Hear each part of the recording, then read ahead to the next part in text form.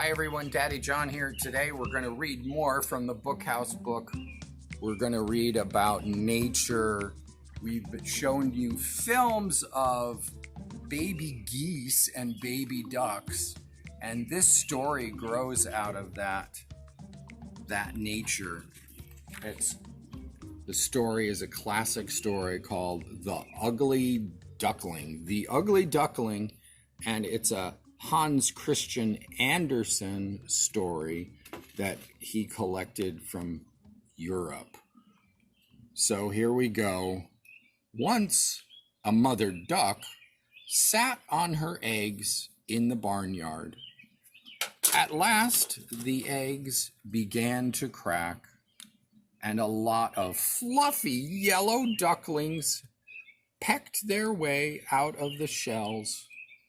But the mother duck looked and saw that one big egg had not hatched. "How very strange," she said. "That's a queer-looking egg.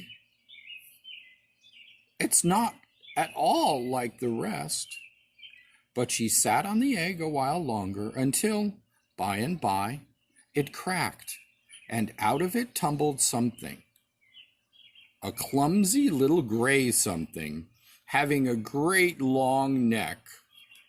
And you've seen pictures, because we have a lot of funny looking ducks in the park. They're actually geese.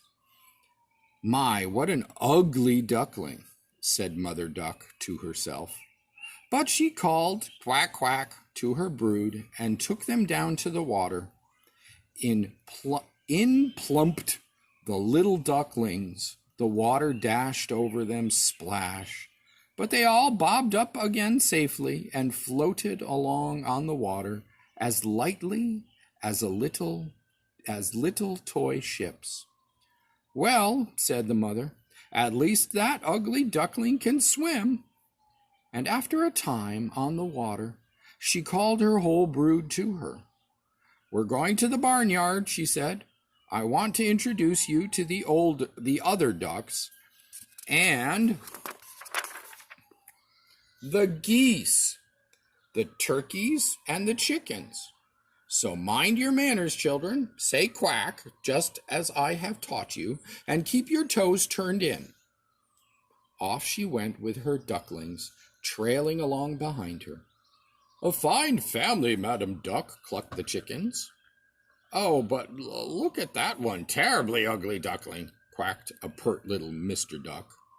And he flew at the poor little creature and began to peck and bite him. "Let him be," said Mother Duck. "He is doing no harm.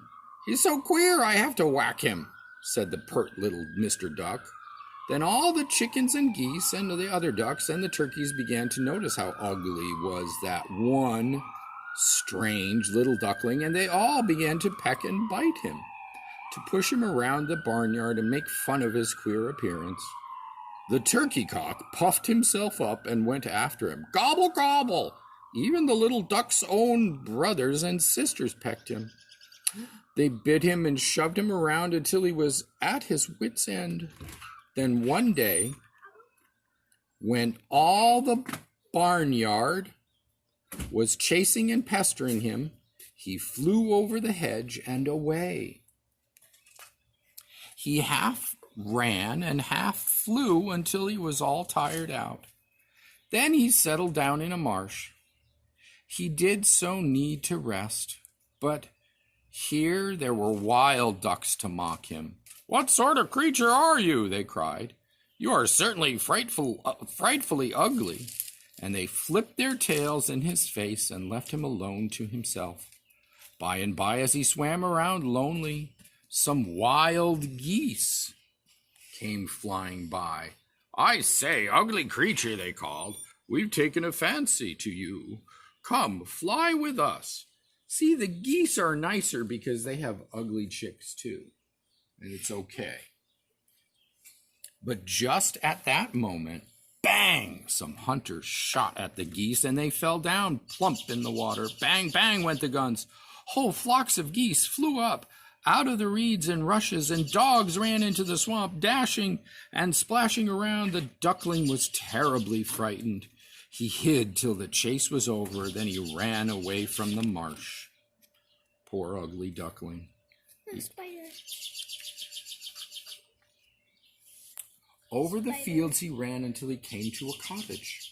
The door was open a crack, so he slipped into the house. There he saw a cat, a hen, an old woman.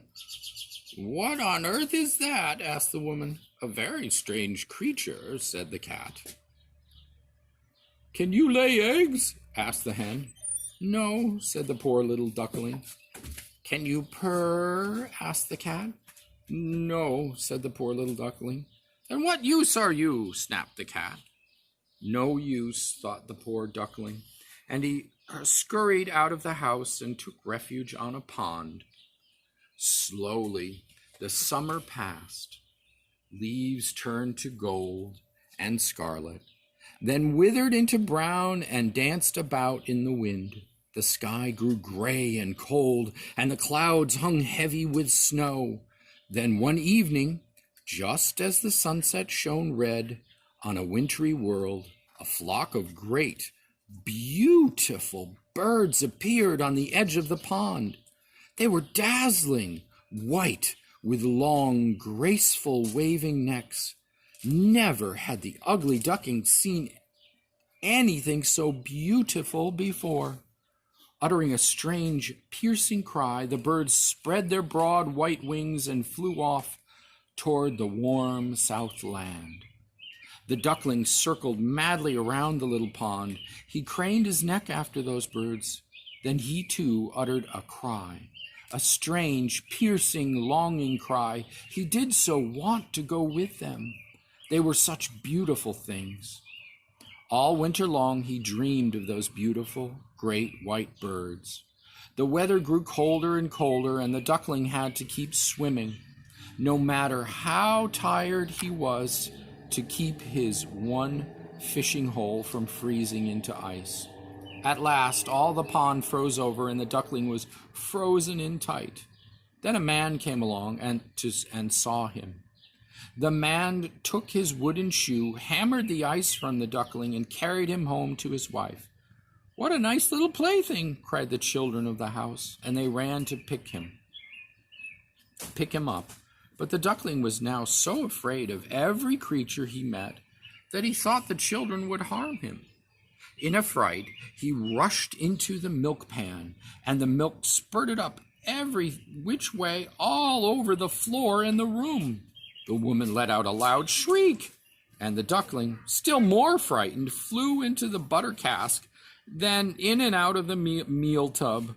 The woman ran for the tongs, intending to hit the wild creature, but the children fell over each other, chasing the frightened duckling, and, screaming with noisy laughter, out the door flew the duckling, and away into the night. All winter long he looked after himself in a world of snow and ice. But by and by the sun began to shine warmly. Again the larks began to sing, and spring came fresh and green, covering the earth with flowers, just like right now. Then the ugly duckling one day found himself in a garden where the apple trees were in bloom, and sweet-smelling purple lilacs hung over the shores of a lake. All at once, he saw two beautiful, stately white birds, the very same kind of birds of which he had dreamed all winter.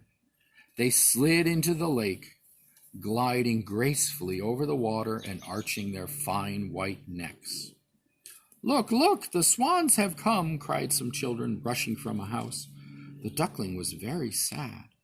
The beauty of those fine swans made him feel ugly and lonely. "I will fly to them," he said, "even though they peck me to pieces," and he, too, slid into the lake and swam toward the beautiful swans. They turned and started toward him.